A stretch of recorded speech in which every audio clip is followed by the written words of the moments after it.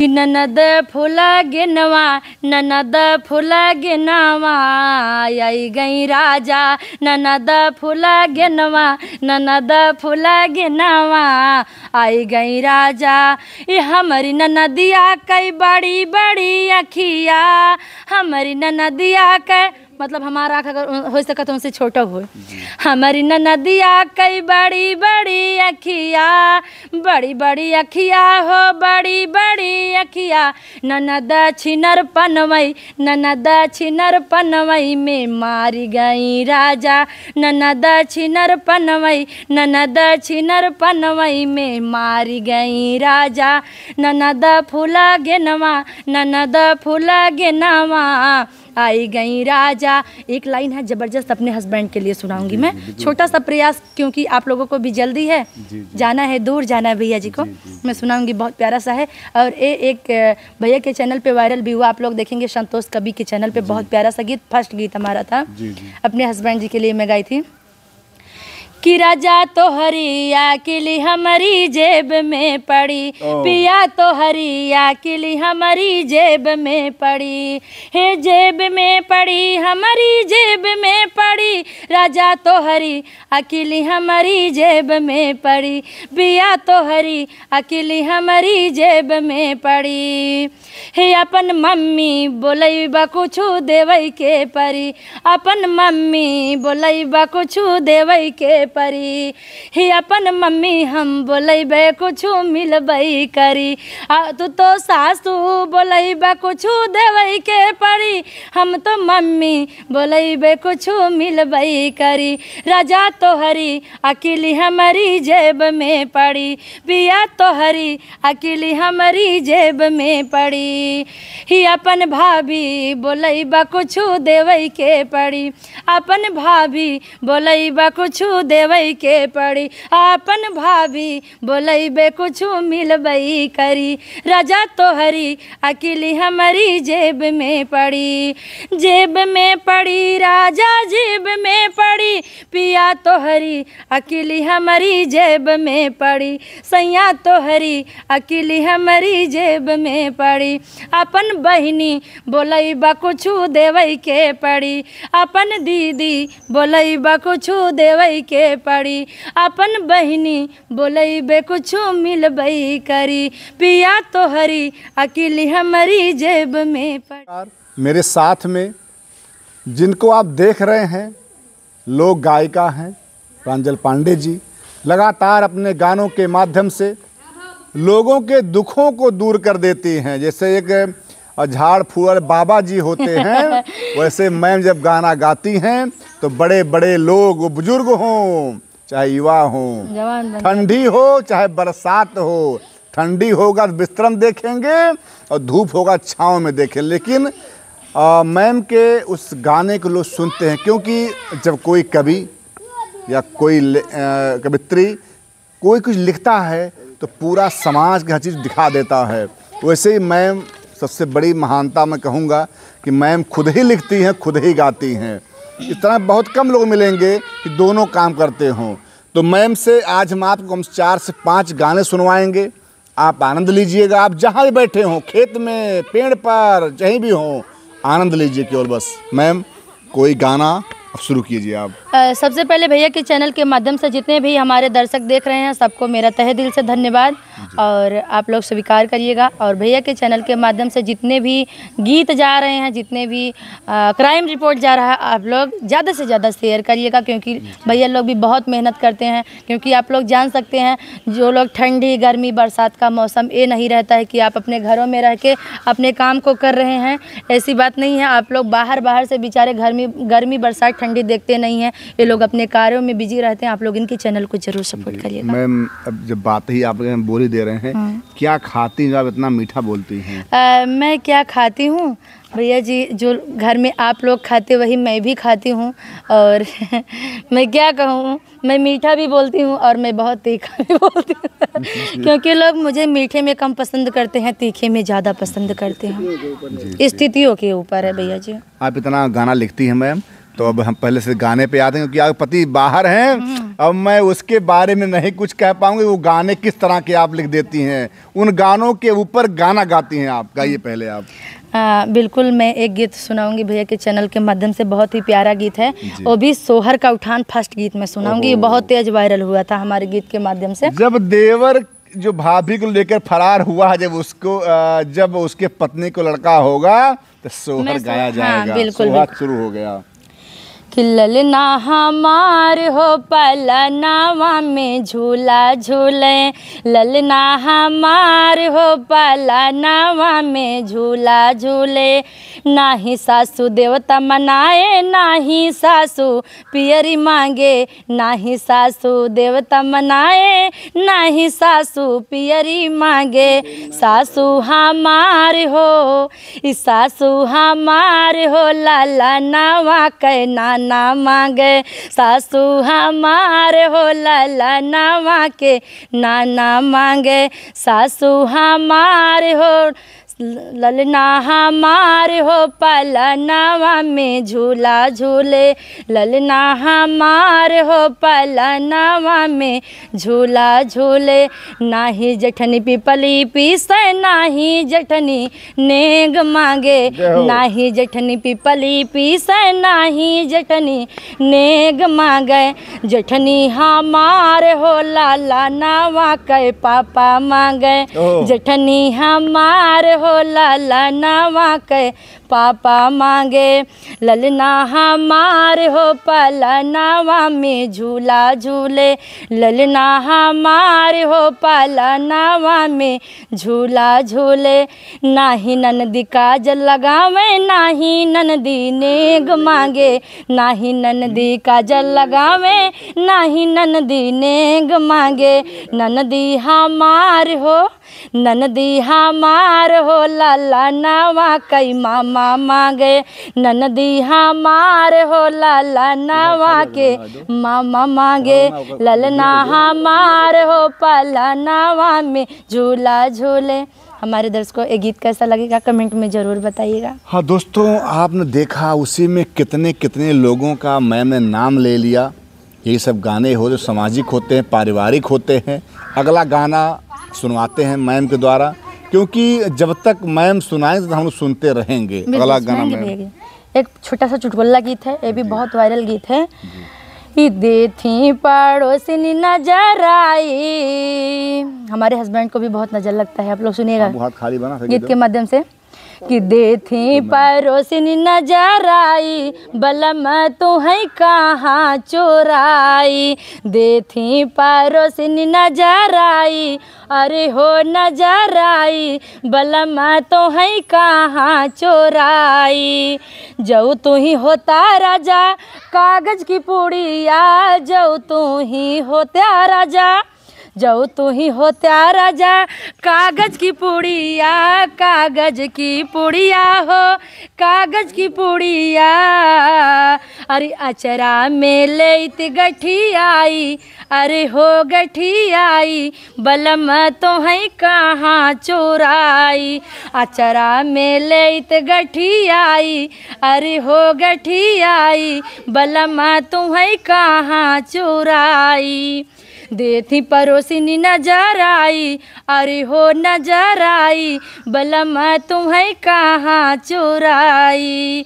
जो तू ही होता राजा तोस की तकिया, जो तू ही होता राजा, जो तू ही होता राजा तोस की तकिया। तोस की तकिया हो, तोस की तकिया, अरे सिर तारा राखी दबाई, अरे हो दबाई, बलम तुम्हें कहाँ चोराई। सिर तारा राखी दबाई, अरे हो दबाई, बलम तुम्हें कहाँ चोराई। कहाँ चुराई राजा, कहाँ चुराई, कहाँ चुराई सैया, कहाँ चुराई। और देथी पड़ोसिनी नजर आई, अरे हो नजर आई, बलम तुम्हें कहाँ चुराई। अरे जो तू ही होता राजा काला कजरावा, जो तू ही होता राजा, जो तू ही होता राजा काला कजरावा, काला कजरवा हो काला कजरवा, काला कजरवा हो काला कजरवा। अरे अखिया में ले इति लगाई, अरे हो छुपाई बलमा तो है कहाँ चोराई, अखिया माले इति लगाई, अरे हो लगाई बलमा तू है कहाँ चोराई, देथी पारोसिन नजर आई, अरे हो नजर आई बलमा तू है कहाँ चोराई। जो तू ही होता राजा फूल के गजरवा, जो तू ही होता राजा फूल के गजरवा, फूल का गजरवा हो फूल के गजरवा। अरे बरवा में ले इति लगाई, अरे केसिया माले इति लगाई, अरे हो लगाई बलमा तुम्हें कहाँ चुराई, देथे परोसिन नजर आई, अरे हो नजर आई बलमा तुम्हें कहाँ चुराई। क्या मैं लगता है कि जो आजकल पति लोग भाग जा रहे हैं इनके उनके साथ में, इसीलिए चाह रहे हैं क्या उन्हें छुड़ा के रख लिया जाए? ऐसी तो कोई बात नहीं है, हमारे हस्बैंड जी जाएंगे नहीं, मैं उनको पकड़ के रखी हूँ। अगला गाना मैं बढ़िया बहुत सुंदर भैया के चैनल के माध्यम से मैं और गीत को सुनाऊंगी, आप लोग सुनिएगा। बहुत प्यारा सा गीत है और ये भी चुटकुल्ला ही गीत है। खोजती हूँ क्योंकि पहले से लिखी रहती हूँ ना, तो बाद में मैं भूल जाती हूँ कहाँ है, लेकिन सुनाऊंगी भैया के चैनल के माध्यम से। बहुत सुंदर सा गीत है कि हमारा देशवा, कि हमारा देशवा यहाँ सुकुआर। आप लोग समझिएगा देशवा मैं किसको कहती हूँ, बहुत सारे लोग बहुत गलत तरीके से लगाएंगे हो। कि हमारा देही आया जा बसु कुआरे, झगड़वा मुरहा कई के गए, हमारा देही आ गजा बसु कुआरे, झगड़वा मुरहा कई के गए हो मुरहा कई के गए, ई हमारा देही आ गजा बसु कुआरे, झगड़वा मुरहा कई के गए। परदेश गए सुनत जागे, 16 गज की साड़ी पहने 17 गज की साया, 16 गज की साड़ी पहने 17 गज की साया। अरे सासू ये कही, अरे सासू ये कही अलांगिया उघार, झगड़वा मुरहा कई के गए, सासू ये कही अलांगिया उघारे, झगड़वा मुरहा कई के गए, हमारा देहिया गजा बसु कुआरे, झगड़वा मुरहा कई के गए हो मुरहा कई के गए, ये हमारा देहिया गजा बसु कुआरे, झगड़वा मुरहा कई के गए, हमारा देहिया गजा बसु कुआरी, झगड़वा मुरहा कई के गए। ही ओ 19 रोटी खाए बटुआ भर के दालिया, 19 रोटी खाए बटुआ भर के दालिया, सासुरातिया में हो, इस सासुरातिया में कैली उपवास, समझ ले जाया, इस सासुरातिया में कैली उपवास, झगड़वा मुरहा कई के गए, सासुरातिया में कैली उपवास, झगड़वा मुरहा कई के गए हो मुरहा कई के गए।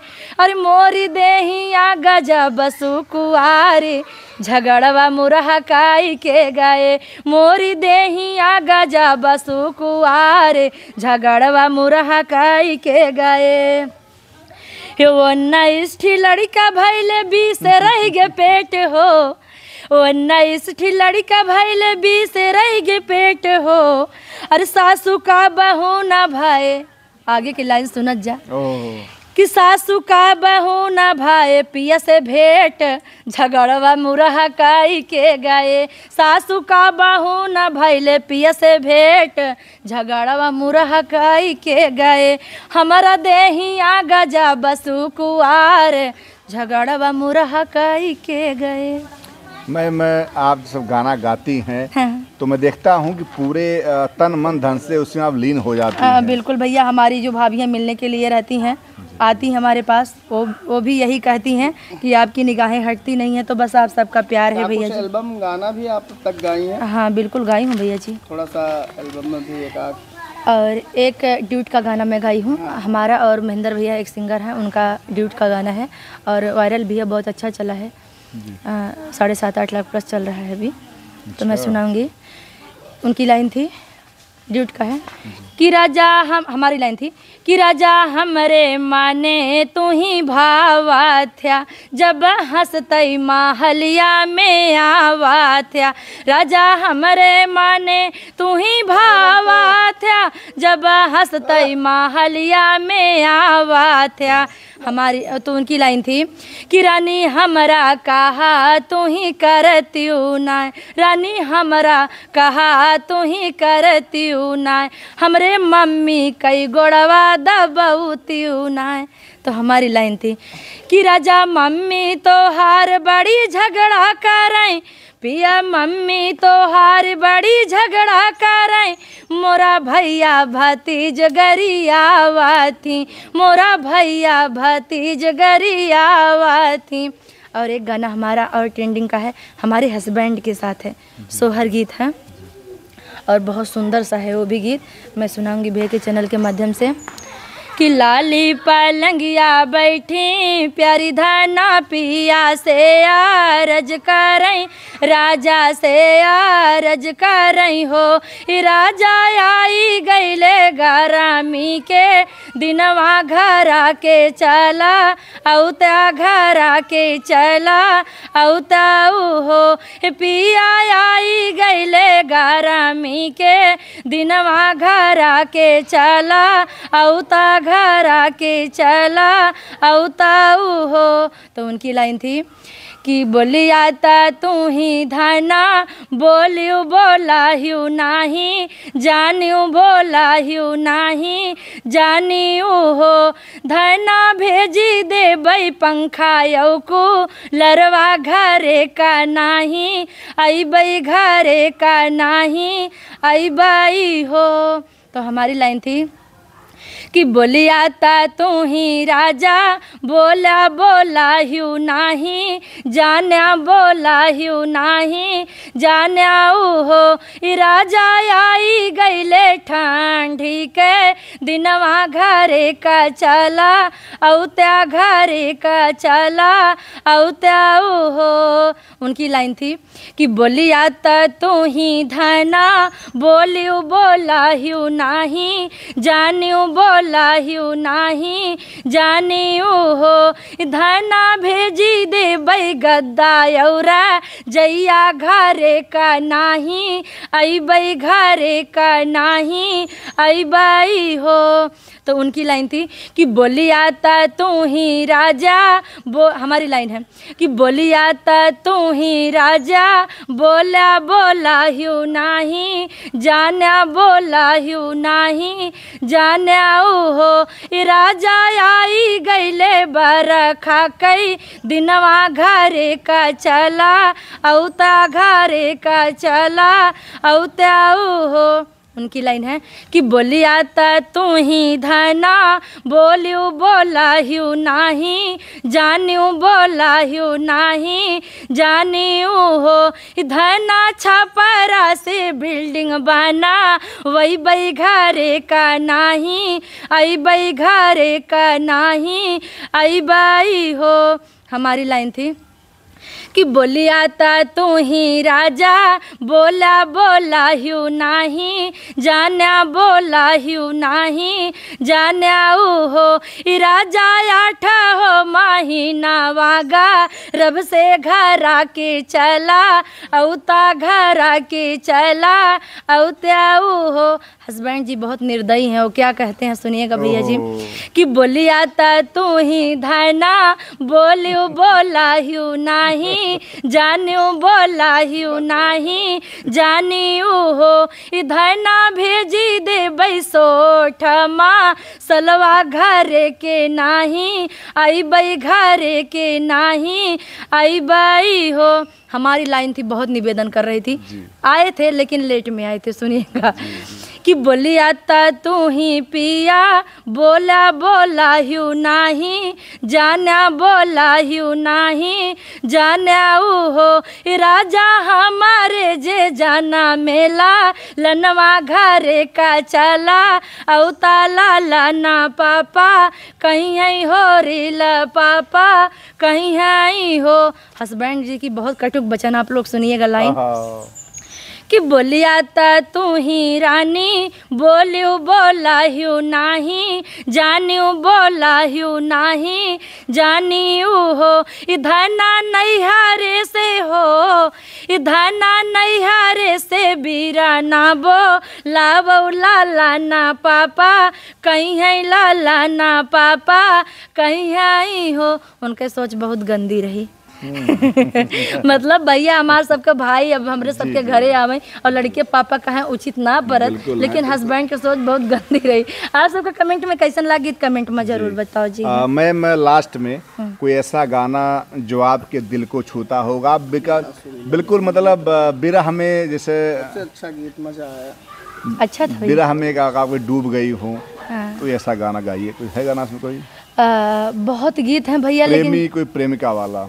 हाँ, क्योंकि आज जब सब लोग पगला गए हैं, सब यही देख रहे हैं, चले हम लोग भी उसी पर जाएंगे। चलिए मैम।